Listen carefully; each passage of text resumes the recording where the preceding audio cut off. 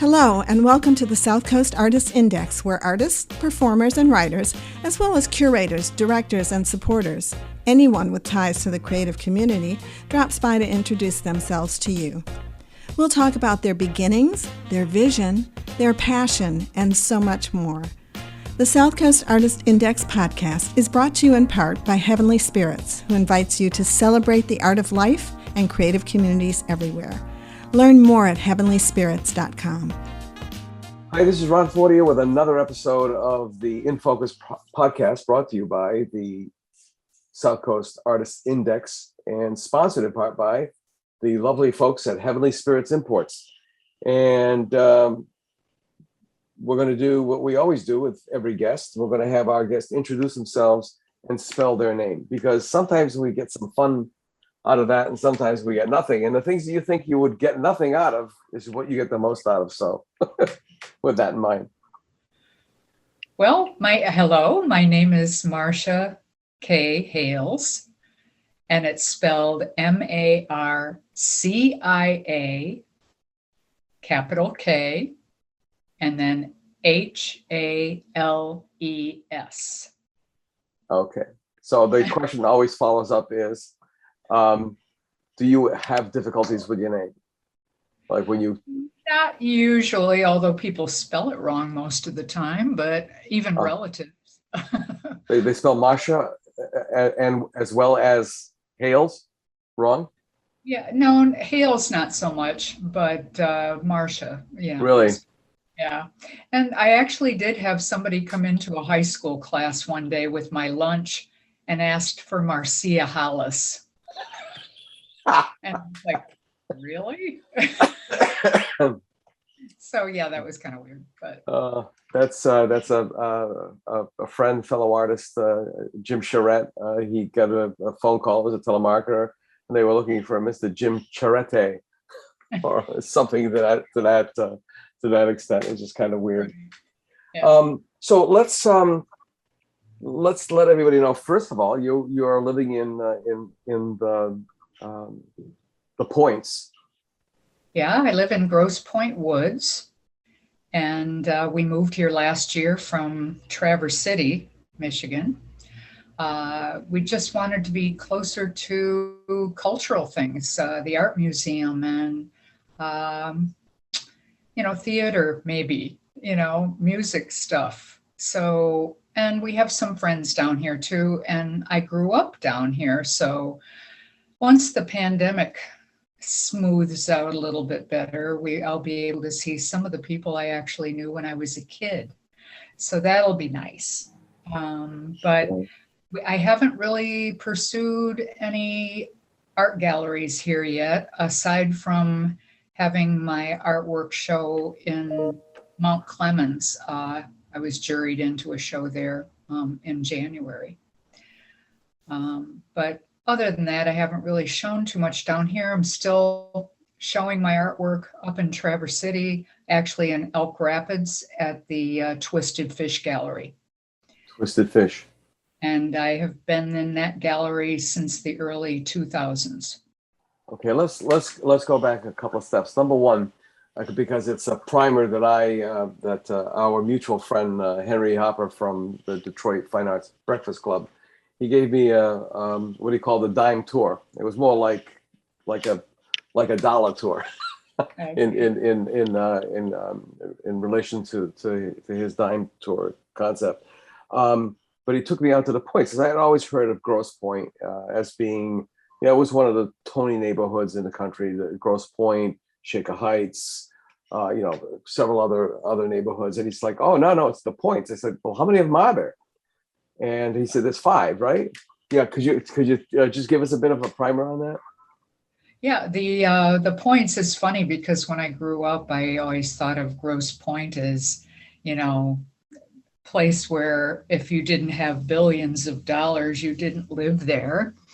And even friends who know that we moved here think that we won the lottery, but we actually live in a very small, modest house in a very middle class neighborhood with retirees, professional retirees maybe, but it's very livable. And it's a beautiful little neighborhood with little lawns and things like that. But we really wanted to be where there were people.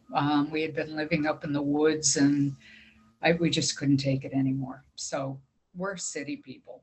Yeah, yeah. It was quite, I mean, we went all the way up to Lake St. Clair, which was interesting. And he was showing me the flooding.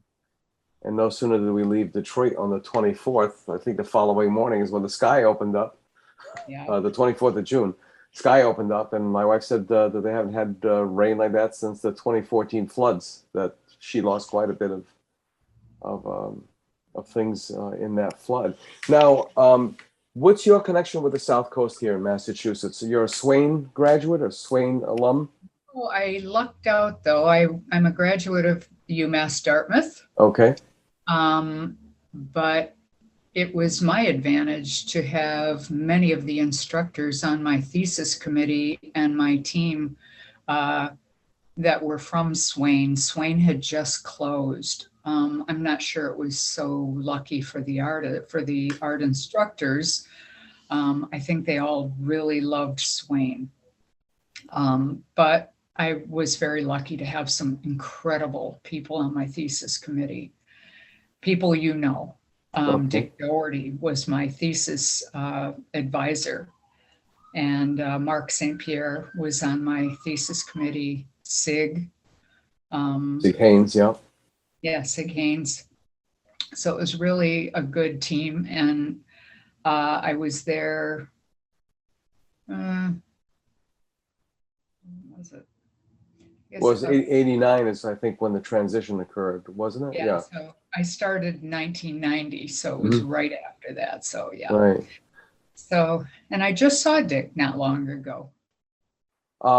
You're actually an excellent example. I'm always looking for what I call linchpins, certain points in time. Well, it also works in my paintings as well.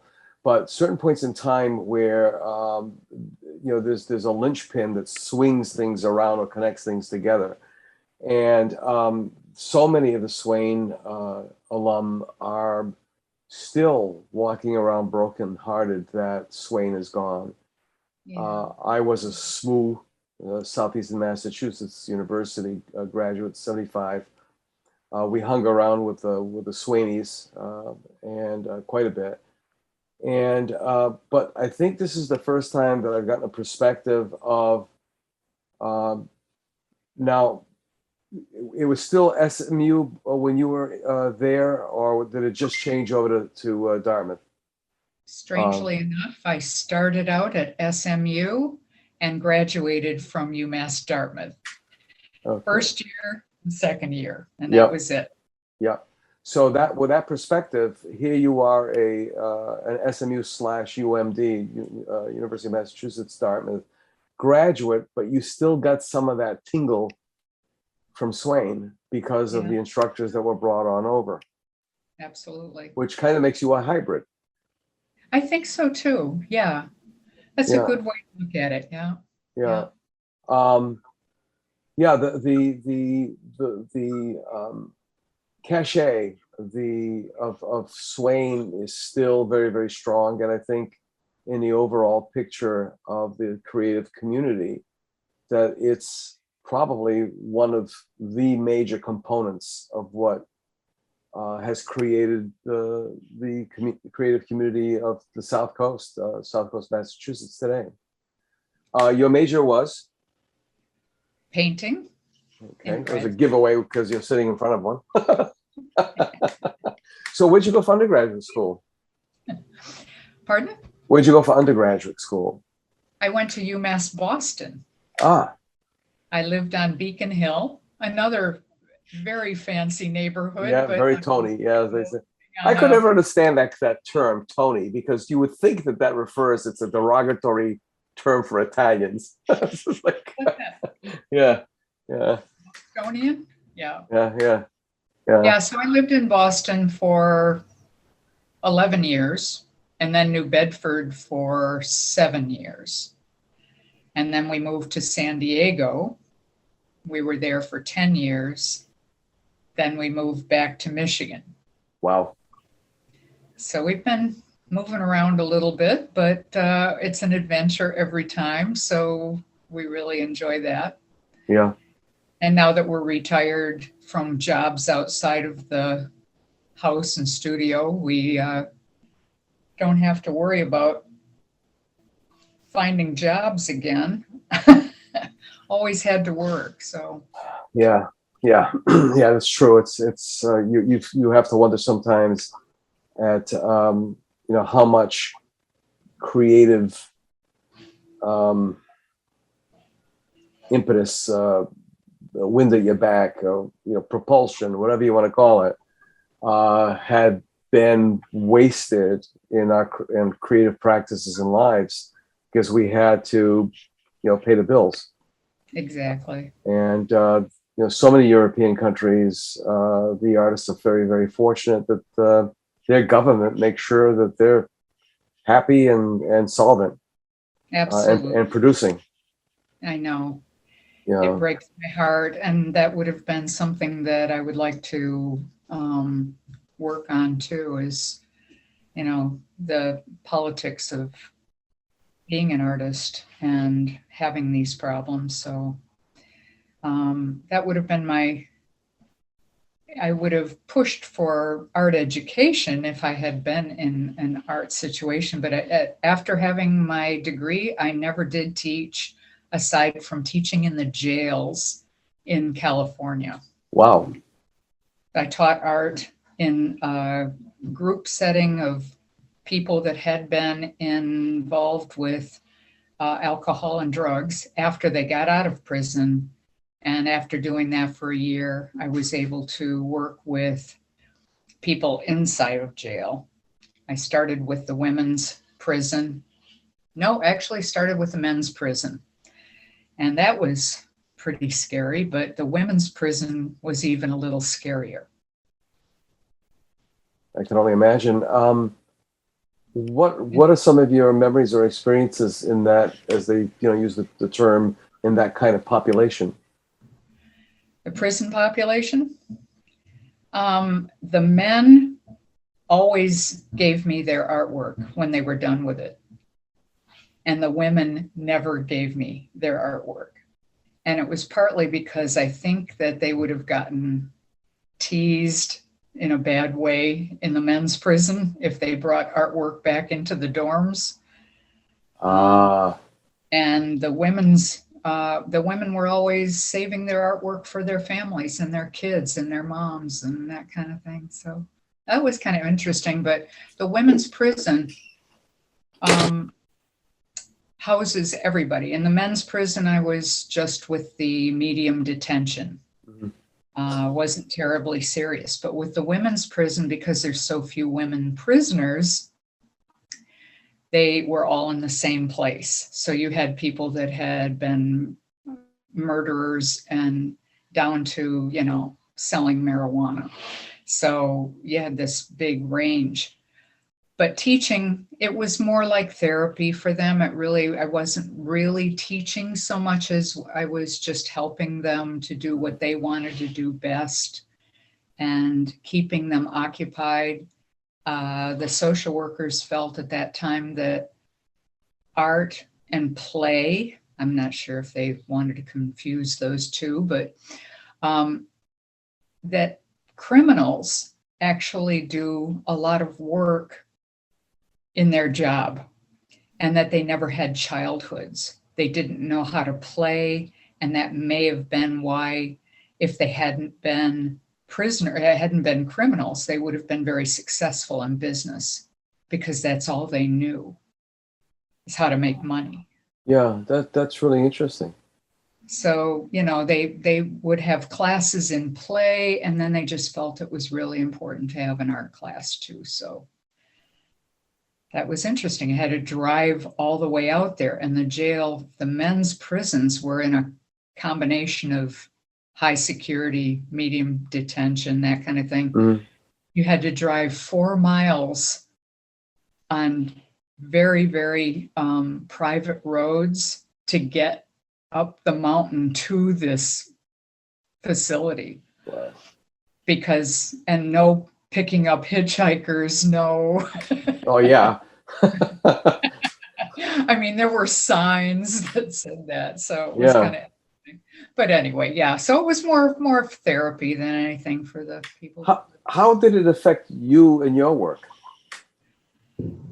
I don't think it really did because I've always had the same kind of focus to create something that may not have ever been approached before in some way creatively. In painting, and that's very difficult because there's nothing new under the sun, but the challenge was always there, so I took it. What was your day job or your bread and butter job, if you don't mind me asking, or your career? I never had a career. I ran a community center in downtown Boston on Beacon Hill for a while. I worked in an engineering department as, administrative assistant, and I worked in a Chinese factory in Boston when I first moved there. But my last job was working in Traverse City at the homeless shelter. I was a human service worker at the Goodwill Inn shelter, which was this big, beautiful, modern building out in the middle of the woods. And we usually had 100 people living there. And I was there for over 8 years. That's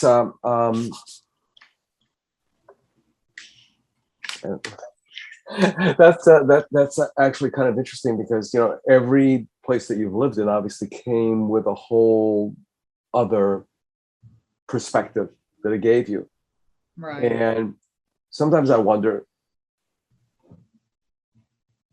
if we think we're not conscious of these experiences entering or creeping into or bubbling up through into our artwork. Some people are very, very conscious of it, and other people aren't. And yet, to others, it's very, very evident that it's there. So it's just like part of the psychoanalysis kind of a thing. I mean, why do we even do this stuff to begin with? I mean, you're an abstractionist, correct? Yes. Okay, why? Because I feel like photography is there for realism, and there are some amazing photographers in the world, and I don't want to paint what I see. I want to paint something else. I want to paint something to see. So you don't want to reproduce or replicate. You want to create. Exactly. Okay. And it sometimes goes into a realistic world. I mean, even in grad school, they used to give me some crap about what if this was still life, because some things had shadows, and I had to stop and think about all of that. But now I don't care. Now that I'm out of school, I do what I want, as Cartman says on South Park. Yeah. So I venture into some surrealism sometimes, and I think maybe more so lately. People seem to like it when I get really loose with the paint, but that's not always an easy thing for me to do. I kind of like some accuracy sometimes. So I'll think of something and then try to create it in the best way that I can. And, sometimes I let loose a little bit. Now the terms, there are so many terms that in art that are confused and abhorrent, style being one of them. I prefer the term hand. Your hand, has it evolved? Is it still evolving? The look of the hand? Yeah. recently, I don't know if anybody's paid attention to this particularly, but recently I've been doing a series to work on color a little bit more. I don't think any artist, I don't care how professional you are, ever knows enough about color. It's really challenging.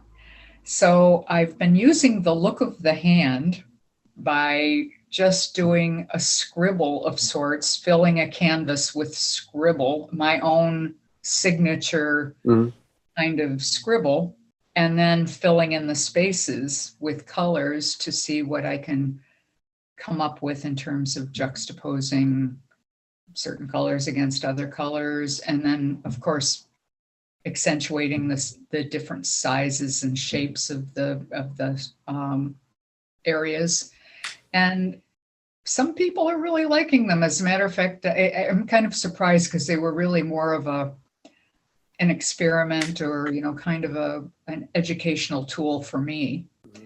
But I recently took a bunch of them to the gallery because she wanted them. So that was kind of a surprise, and a good surprise for me. But I'm doing two things there. I'm using the look of the hand again, because there was a time when I was, and my thesis was on marks and lines in non-representational art.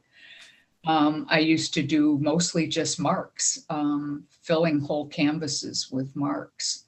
And so now I'm going back to using the look of my personal hand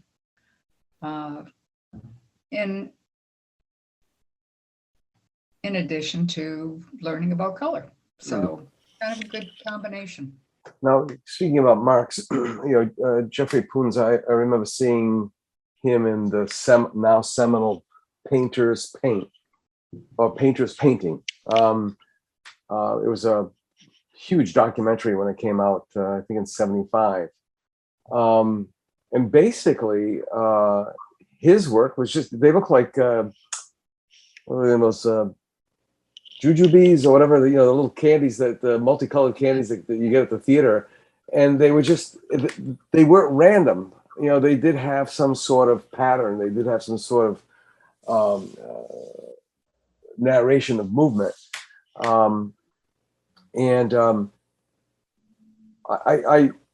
always wonder about, especially abstractionists. I mean, I've been an abstractionist for most of my life, up until recently. But I wonder what we're doing as painters, as abstractionists, and how the viewer receives it. You just never know what people's reactions are going to be to things. Have you had moments where a viewer, at a gallery or wherever, comes up to you and says that this is what they see, this is what they feel, and how do you react to their reaction? I'll tell you, I like any reaction other than, oh, that's interesting. I had a woman who's a painter in the up north, who came to my last show at the solo show at Twisted Fish, and I had these paintings that were creating a grid over something that was glowing from behind, and paint, but glowing in color. And she told me she thought my work was good, but it made her feel like she was suffocating. And I loved that. I mean, I didn't want her to feel like she was suffocating necessarily, but the fact that it created that kind of a strong response. Yeah. I think anytime it's negative or positive can be a really good thing, because it means you've done something that got a reaction. I mean, I don't want to be shocking, because I think that's something you do when you're in your teens and you create something that you think will shock people. I think you get over that by the time you're in your 20s or so. But But to get a response, a real genuine, gritty response is okay with me. I've got very thick skin because I was involved with the San Diego Art Institute and entered artwork into competition there every month. And I worked also on the committee that brought the artwork in and took it away and that kind of thing when the juror rejected them and that kind of thing. And we got rejected often. And we'd get rejected maybe twice in a row. And then the third time you'd get an award for the same painting. So you got to understand that, you know, it came to you finally that, you know, people are very subjective about their feelings about art and about how they look at them. And I've always thought if I was ever chosen to do a jurying situation, that I would look at something that I really hated and look at it again. Because I think that's the trick. It's something that got your attention and it really repulsed you, but there's got to be something there that caused that. And, you know, that would be, you know, you wouldn't be just choosing the things that you think are pretty or pleasant to look at, because that's not art necessarily. Yeah. I mean, I was always, you know, when I was teaching art history, I would always tell the students that in the religious hierarchy, the painter was the high priest. They had some sort of connectivity to their environment. They had a way of being able to interpret and to illustrate things. But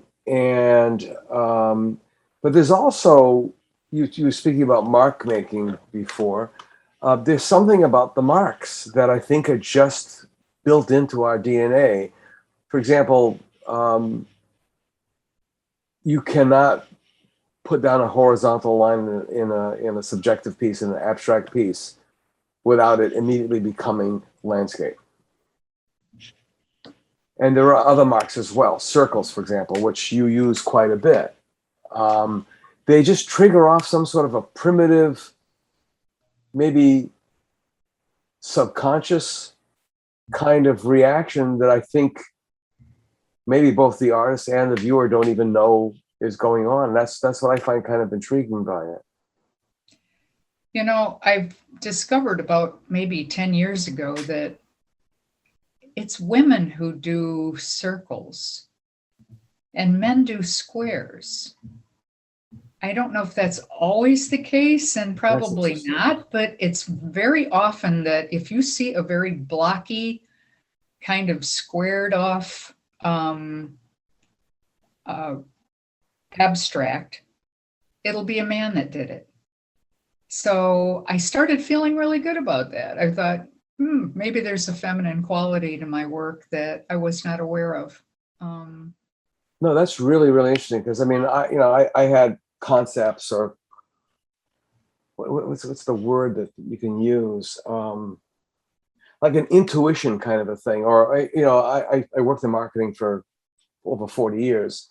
It kind of came natural to me. But don't forget, as artists, we're also trained observers, and we don't always really understand what it is we're observing. You know, it's like duck, duck, goose. You know, you start to see the pattern, so you expect the next one to be duck, duck, goose, and then it's duck, duck, goose, turkey. So now it's like, oh, there's a change in the pattern, and you're waiting for that. You know, what's the repetition? What's the loop going to be like? And I noticed that in graduate school, in undergraduate school, especially, a majority of the women, and this is where it gets to be like really delicate in conversation. A majority of the women who were producing incredible abstract work, I tried to figure out, or just by observation, and in a time where most women drank white wine, the abstract women drank red wine. In a time where most women would drink cocktails, the really good abstract painters would drink scotch or whiskey. And they would also drink black coffee. And I found that kind of weird. I would ask other people, do you see this pattern? They look at me like, what the hell are you talking about? But I mean, have you ever picked up on, and what do you drink? I'm not much of a drinker, but Yeah. black coffee is my thing. Um, I like beer. Yeah. I'm a Yeah. beer drinker. It was just kind of a weird kind of a thing. And also that it was at a time where I thought I could, um, without looking at the tag, guess the gender of the painter. Hmm. But in recent times, that the line has become fuzzier, much fuzzier. Yeah. Yeah. And I've seen women abstract painters who could clean the floor, so to speak, of the guy with the guys, just totally overwhelmed them by their work. So I don't know. Is this primitive, primal? What is all this stuff about? Well, I think that you're going to start seeing a lot more art by women. The in every area of the arts, directing, that kind of thing. There are still problems with women being underrepresented, and I know that watching this documentary on women directors and actresses that are constantly being denied started bringing me back to my education, not so much in grad school because I was treated with a lot of respect there, but in undergraduate school, they were always pushing the guys, and women were not being, promoted at all. They would even tell us things like, oh yeah, that guy, we're really watching him, that kind of thing. And, we were treated like, yeah, you're going to go through this and then you're just going to go do something else or whatever. And Now I've said this several times on several shows, several episodes. Ed Tonieri, I mean, I adored that man. I adored our four instructors at what was this SMU, Southeastern Massachusetts University, and Ed Tonieri, who was the developer of acrylic paint, would tell me that he couldn't stand teaching women because it broke his heart. And I said, this was at the beginning of the women's movement. Let's not forget that. I was like, what the hell are you, Ed, what are you saying? And he said, no, it breaks my heart because I have seen women that I know could become the next big thing. But you know what's going to happen? They're going to get married, get pregnant, put down the brush and never pick it up again. He says, and it's like, why am I even here? Or am I giving them maybe the best years of their life? At least I've got that. I can go to sleep, lay my head down at night about it. that's really something. But it hasn't changed all that much since then, Ron. It really hasn't. And so hopefully if we start promoting each other a little bit more, it'll happen. And I think that the gallery that I'm in right now, I was chosen by people who didn't really even know that much about art, and yet were attracted to my abstract work, which I was kind of surprised about. But there was a point where it wasn't, when they first started showing my work, they were big paintings. And I said, if I know my work is taking up prime real estate in your gallery, if you want me to take some of it home, I would understand, because, they were just getting started. And they said, absolutely not. We wouldn't think of it. And from that point on, they started selling my work in pretty good numbers, and in big figures. And I was really kind of surprised. But that was before 2008 when the bank thing happened and art isn't selling as much. And it's been tough for art to sell like it was at that time. Let me ask you a question. again, based on gender. You go on Instagram specifically, although, obviously you see the shadow of it on Facebook because of they're intertwined. Young women who are scantily clad. I said, I sound like an old fart, but they're scantily clad, and they're standing next to their work, and you almost got to wonder what are they displaying, themselves or their work? And then,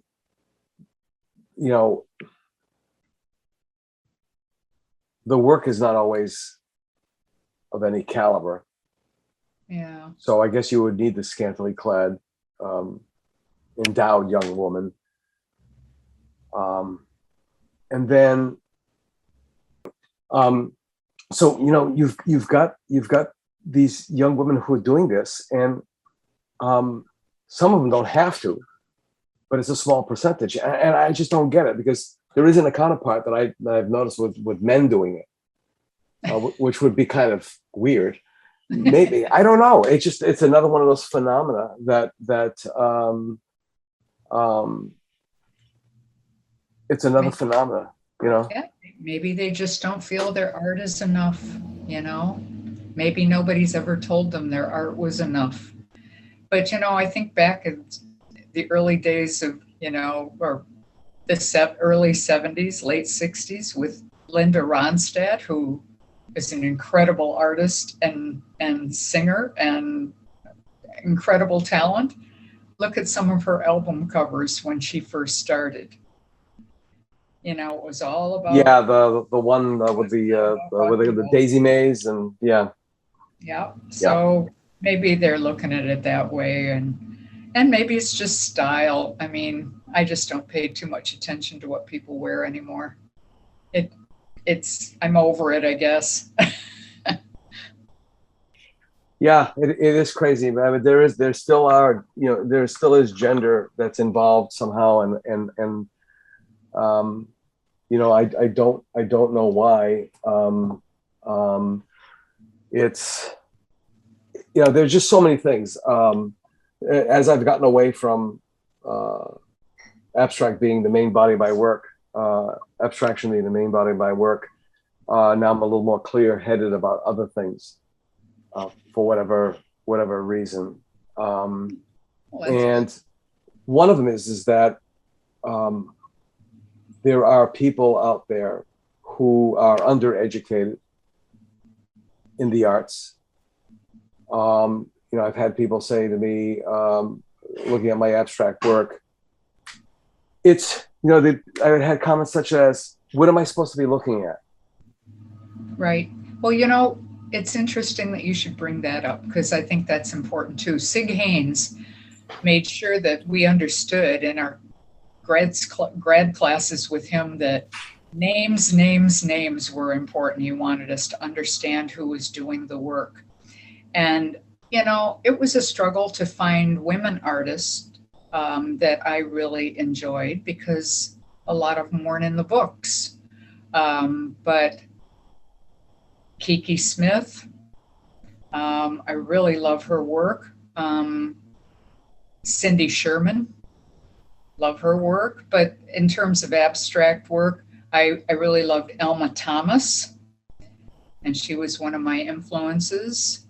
And, a lot of people don't know who she is. I also liked a lot of the men too. I mean, there was, Richard Pousset Dart, Larry Coons, Pollock, and Mark Tobey. And I have to tell you a little funny story about that. Mark Tobey, when I first showed my artwork to my thesis committee, they all kind of looked at each other and said, well, she's obviously looking at Mark Tobey. And I said, who? And they looked at me like I had a third eye, like I was lying to them, that I didn't know that I had that as an influence. And I thought they were being snobby. So we were both kind of at this impasse. I thought they were being snobs, and they thought I was lying to them. So I went immediately to the library and looked up Mark Tobey's work. and almost passed out because it was something that I had such an affinity for and didn't even realize it. But then again, there's, like I said, there's nothing new under the sun. And I'd probably seen his work before at some point, and it registered in my head. And, and then it came out. But it was interesting to go to Seattle, Washington to see his work. And a lot of it is like this big, little tiny paintings. I assumed they were big like Pollock's. Yeah. And a lot of them are very, very small. So it was that was kind of a shock. I guess, you see stuff in books, you don't know the scale really until you go to see them. Yeah, like people who have been fortunate enough to see the Mona Lisa are like, are you kidding me? I came all this way to see a postage stamp. But going backwards, Larry Poons, not Jeff. I mean, I'm dyslexic, so Jeff Koons and Larry Poons reside in my head. And I've got to double check myself before I speak. But I know exactly what you're talking about because from the moment that undergraduate student stuck his head in one of my friends and colleagues and classmates' studio in the University of Miami and said, "Oh wow, that looks just like Cy Twombly," and it was like I thought he was another student. I didn't know who Cy Twombly was. And I made a point of never ever wanting to see who Cy Twombly was and what his work was. I didn't want him in my head. And yet that specter chased me for 40 years. Cy Twombly and Hans Hartung. You don't hear that name too much. Influences in my work also because of the marks and the look of the hand. They're both really great. I seek them out in museums for sure. I had a chance to see the Cy Twombly retrospective in Paris with friends. Lasse Antonsen, I think, was that. Yeah. With Lasse. Yeah, I just missed that show. Yeah. I think we were in southern France at the time. Well, I was traveling to Portugal. I was living there, and I was in between because of getting ready to get married in Detroit, of all places. And so going back and forth, and I missed it. But it was probably a good thing in another, things happen for reasons. I really believe that either A, your subconscious is smarter than you are sometimes, or B, shit happens. I tell you. But one of the things, and David Richardson really, really, really stuck my nose in Cy Twombly and said, you have to look. You have to look at the light because you're running away or you're afraid of this specter. You've got to face it, The weird thing is that the working style and a bunch of other things were like, some of it was like, I just don't know how it's possible that two people totally disconnected could, some of my earlier work was almost like a dead on Cy Twombly. Wow. But the other thing too was his later works, the poems and so on and so forth. I envied the man for his looseness. My Virgo nature and OCD nature, I could not loosen up like that. That's right where I am. It's really difficult to let loose because you have to be really super brave to do that. Sometimes. Or a child, or really get in touch with being a child again. Well, I'm pretty immature. I think I could probably handle that. Yeah, it's weird. And then you've got the viewers who will come up to you, and they just don't get it whatsoever. I mean, so you have two viewers of abstract work.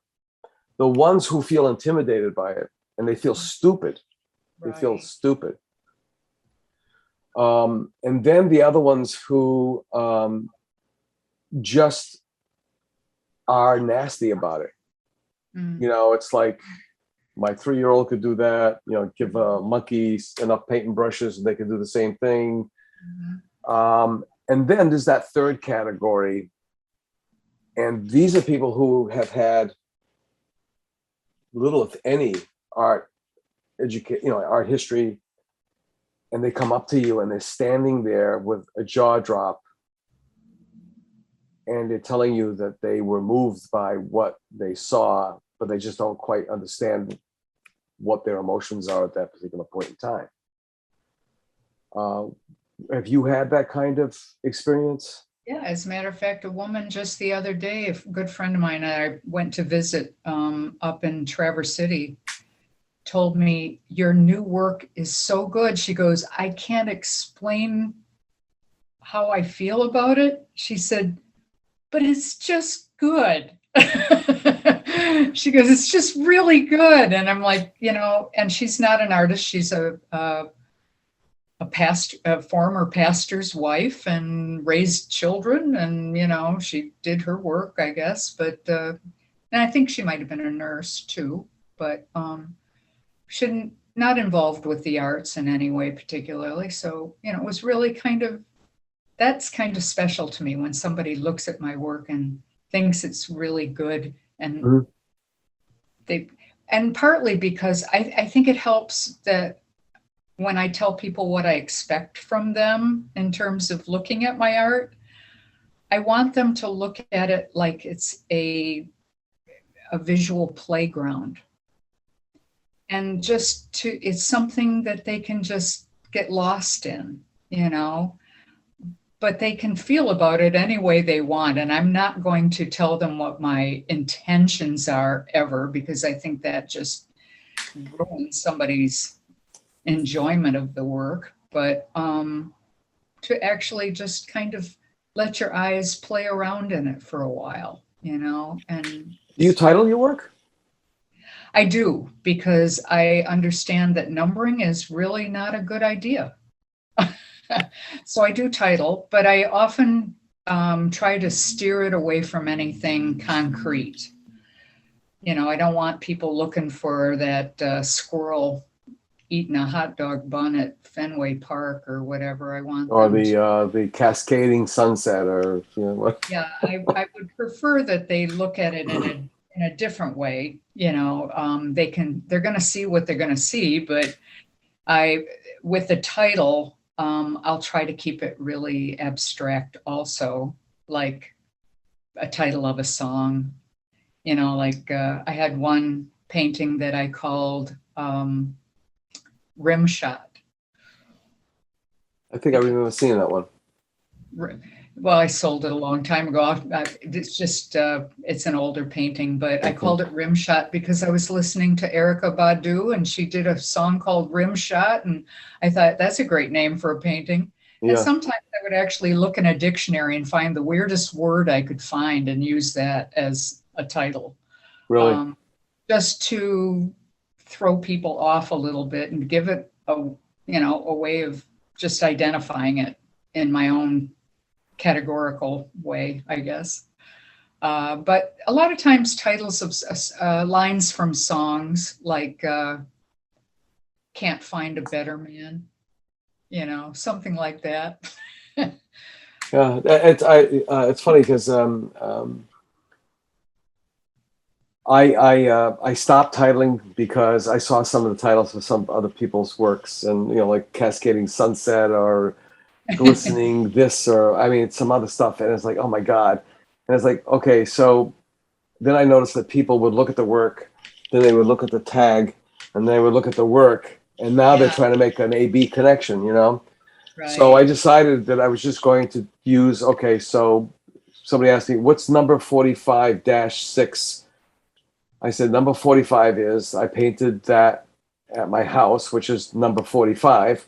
-6 is the sixth painting that I painted at number 45. And they're like, oh.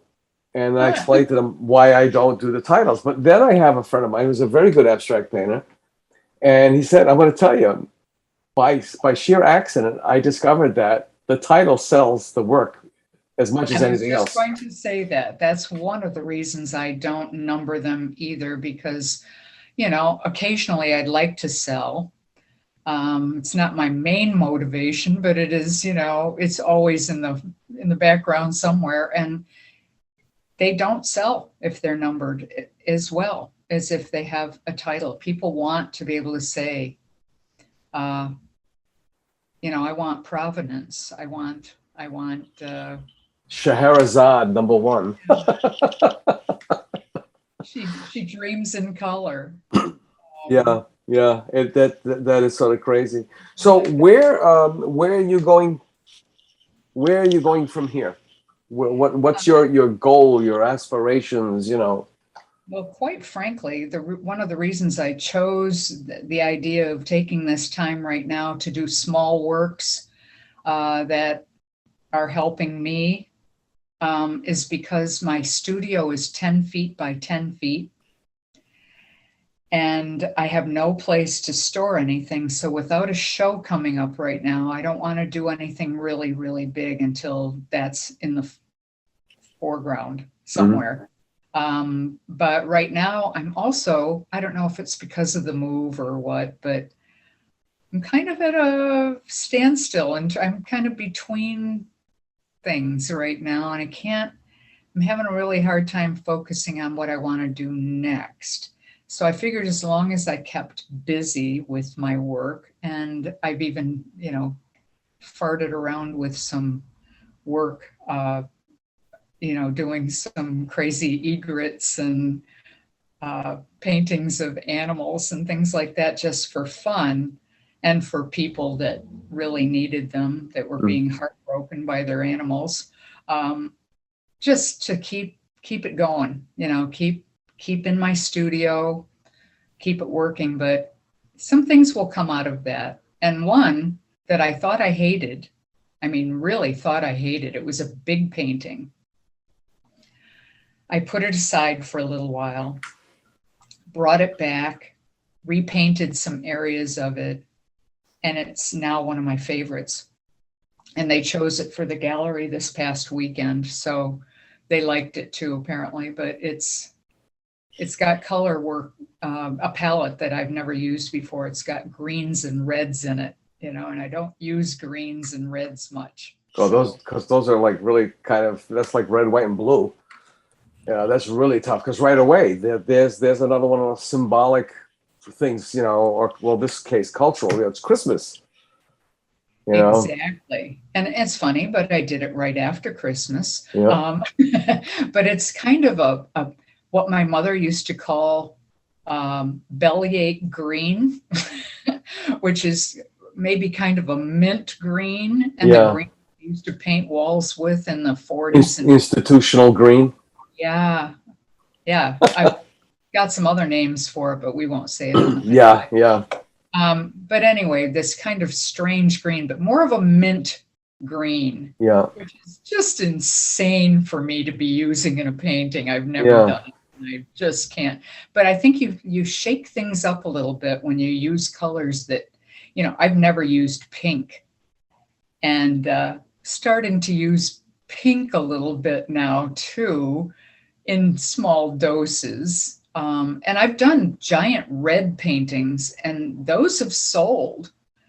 People did like big red paintings for some reason, but I think that I like red in small doses, and it's like my favorite color, but I like it I like it just to scare people. Just that little tiny sliver of it sometimes says more than a lot of red, as far as I'm concerned. Yeah. But the red kind of bleeds over this mint green, and it's kind of intense. And I was inspired by a painting that I saw in Montpellier a couple years ago that had screaming yellow on the outer edge of this painting. And I can't even remember what was in the middle, because the screaming yellow on the outside was just so prominent. But I loved it. I thought, that is crazy. And people I was there with didn't like it so much. But I kept going back to it because it was like, I think what's going on the edge sometimes is more important than what's going on in the middle. And so it kind of was It an is. for this particular painting was It to is. You know, the all over stuff is Mhm. all fine and good, but one of the old landscape tricks, to use that term, is that the edges, the perimeter are fuzzed out because they're trying to create the field of vision.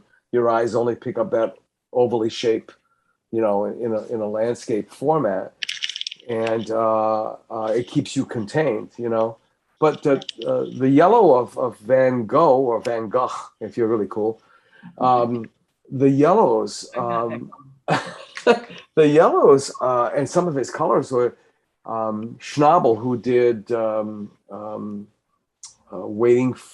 Waiting for Eternity, I think it was, the Schnabel biopic of Van Gogh. They did one sequence where they used the colors of his paintings. They filtered the scene as he's stumbling around, and it was absolutely phenomenal. They were he was trying to interject that, and I think that was part of the dialogue as well, that he actually saw things in those colors, which may be a clue to his mental state or his physical state, whatever it was, But yeah, you do have people who are rabid, bright, garish kind of colors, and you've got other people who prefer the more muted, softer tones and such. I guess what we paint are sanctuaries. Yeah. Places where people can go and crawl into the work. Yeah, there's been a few that I've done this year that I felt like I could crawl into. And in some ways, I feel kind of unfortunate that they sold fast because I didn't get a chance to live in them for a while. But there are other paintings that I get so sick of looking at that I have to put them aside. Mm-hmm. I mean, I get tired of it. And maybe later it'll be okay or it'll suit my mood or whatever. But sometimes it's just too much and I put it aside. Yeah. But for the most part, I'm pretty impatient. And somebody mentioned recently, you're really just knocking them out, aren't you? And I'm like, I know it looks like that, but I'll get up early in the morning and sometimes I work and my husband is a chef, so he does all the cooking here.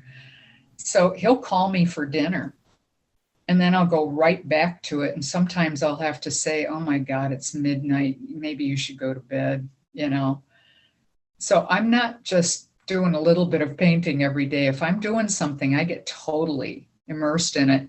And I moved to this house and the studio that I'm in has brand new carpeting in it. Oh. People think that's really crazy, but you know what?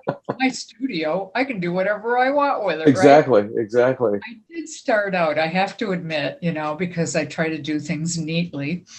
I put down some canvas on the floor to cover the carpet. But by the time I got done painting, it was in a ball in the corner. So that's how crazy you get when you're painting sometimes. You're not even aware. You ever get blackout? Oh, I mean, the one term that the flamenco dancers use is duene. I think it's called duene. They get into that state like the dervishes do, Yeah. But I just realized, is it a blackout state? Because I mean, I've spoken to so many different artists. I mean, I've had, the one I remember the most vividly was I had made a sandwich and I had a hot cup of coffee. And I'm painting, and then I went to grab the sandwich and take a bite, and it was like stale. I was like, I don't remember how could it be stale? I mean, I just took one bite out of it, and I didn't notice it. And I said, that's odd. And I went to go get the coffee, and it was stone cold. It's like, where the hell have I been for? Oh my God, 3.5 hours. I have a clock. I have a clock in my studio. Mm-hmm. And it kind of goes like this because you lose time. Yeah. There is sort of a blackout period, I think, in painting that you're just so immersed in it and you become part of it, and the time just goes away. But maybe that's what happens when you really love doing something. Yeah, And that's true. I never used to feel like that when I was younger. I was so sure that I was going to have to work really hard to become famous that I hated every minute of it. Wow. And once, and I just hated it. I wanted to do it, but I hated it. And then once I reconciled myself to not being famous and not doing it for other purposes than myself, Mhm. I relaxed, and now I love it. And I think at this point, I can go from one painting to the other without those horrible staring at a blank canvas periods that I used to have. I also taught, there was a guy in my art class in Detroit. I went to Wayne State for an oil painting class when I was younger. Mm-hmm. And he sat in front of a blank canvas for the entire class. Whoa. The entire semester, sat in front of a blank. I felt so bad for this guy. So when I realized that that could be like debilitating, I started just messing up my canvases to start. Just put some paint on that. That's sucker. what we were taught. Just scribble. Just do something on there, because otherwise it's going to stare you in the face. And I think for the most part, I was able to do backgrounds. Mm-hmm. I can, for an abstract work, you can just paint any kind of a background to get started, and just having the paint on the canvas makes you relax. So yeah, scribble that sucker. And you gotta break the tension on the water. Yeah, and I'll take the leftover paint and that I have, that I'm working with, if the painting's finished and I have leftover paint, and use that to scrub a canvas for the next one that's coming up, so that you don't waste it. So. Yeah, which reminds me, wow, time really flew by. Before I wrap it up, I was watching something called Fake or Fortune. It's a BBC series with Fiona Bruce, and Phil Mould. Philip Mould is one of the art experts on the British version of Antiques Roadshow. And it's so well done because there's no pattern to it. I mean, I've learned so much about forgeries and even originals and such. And one of them, Turner's been always one of my favorites. I was stunned because one of the conservators, who was also a painter, Turner didn't use brushes when he first started doing a canvas. He would just get rags and dab them in the paint and start just rubbing them, really, really fast, and to knock out the white. And then he'd start going back in with palette knives. So it's I guess it's a thing. it is. And again, whatever that thing is, sometimes it's elusive, and I think probably it's the best thing that it remains elusive, because the Yes, Virginia, there is a Santa Claus. On that one line where he says, the strongest man in the world, can't break apart the rattle to find what makes that rattle, and it is so true. It's that, once you find out there's a bean in there, it's like, it really, where's the magic? It's all gone, Wow. I'm not going to ask you any of the classic Barbara Walter ones, like if you're a tree, what kind of a tree, how would you want to be remembered? I think this is the second time with you. What's next? What's next? Something that's going to happen in my head, probably while I'm trying to sleep. Something will pop into my head and I will have to do it. You'll have to get up in the middle of the night.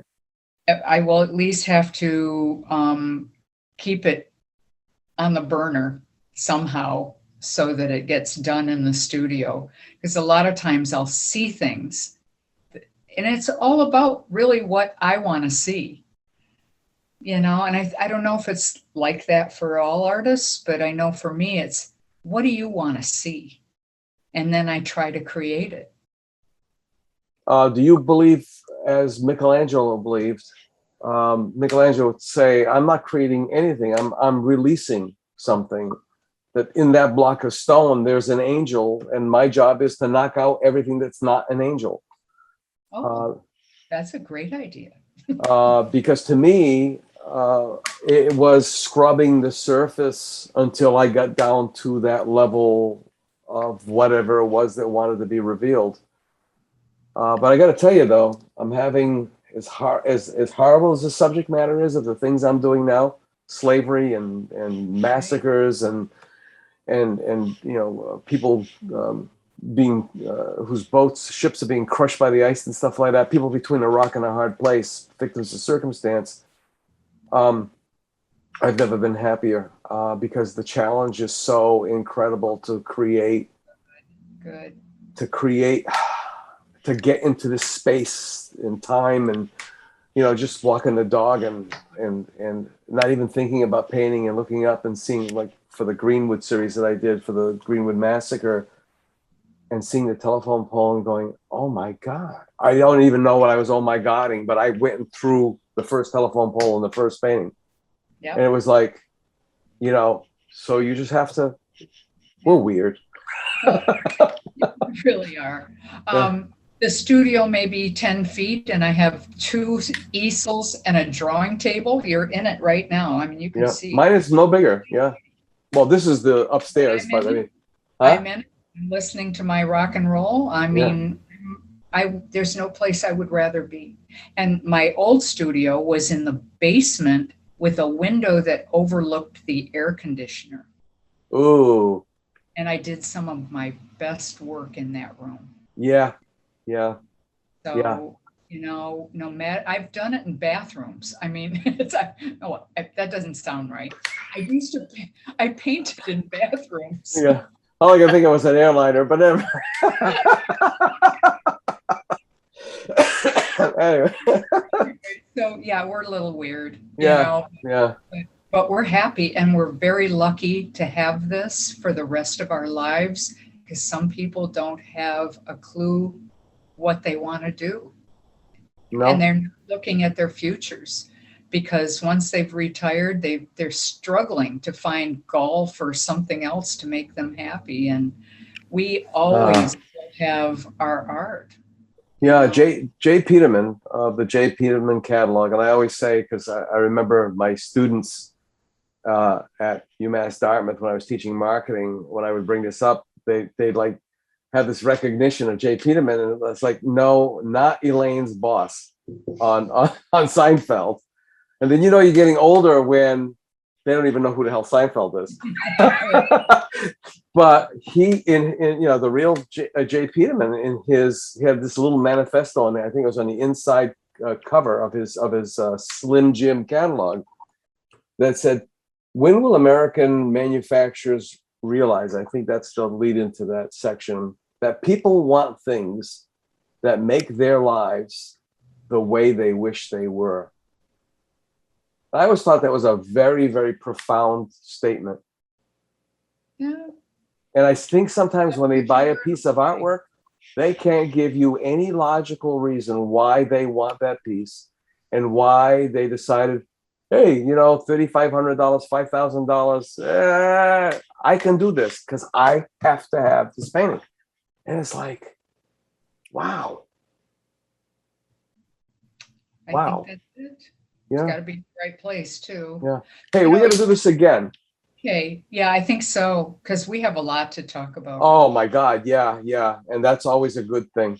I'm coming to New Bedford next month. Oh, great. Love to see you. Hoping that maybe I'll meet you. Is Paul coming? Yes. He has to see his mom. So, I wonder if I've ever I used to cook as well. And I worked with Rick Brown, and I mean, Jill Law, I think we just sort of like passed each other, so to speak, like two ships. Ricky Ferreira, who was the executive chef for Howard Johnson's of all places. I worked at the Twin Silos, so who knows? We'll just have to have some beers or something, right? Yeah. We will work it out. All right. Sounds good. Sounds good. I want to wrap it up. All right. Thanks for having me. You're welcome. You're more than welcome. Well, this is Ron Fortier once again, closing out another really good episode of the In Focus podcast brought to you by the South Coast Artists Index and sponsored in part by Heavenly Spirits Importers.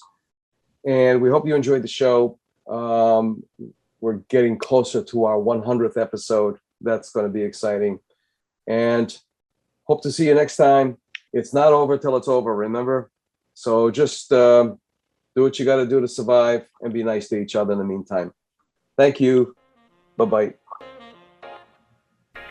We'll see you next week for another episode of the South Coast Artist Index podcast. The South Coast Artist Index podcast is brought to you in part by Heavenly Spirits, who invites you to celebrate the art of life and creative communities everywhere. Learn more at heavenlyspirits.com. To learn more about the South Coast Artist Index, visit theartistindex.com. Find us on Facebook, Instagram, and YouTube. Be the artist you believe you are, and let's take care of each other out there.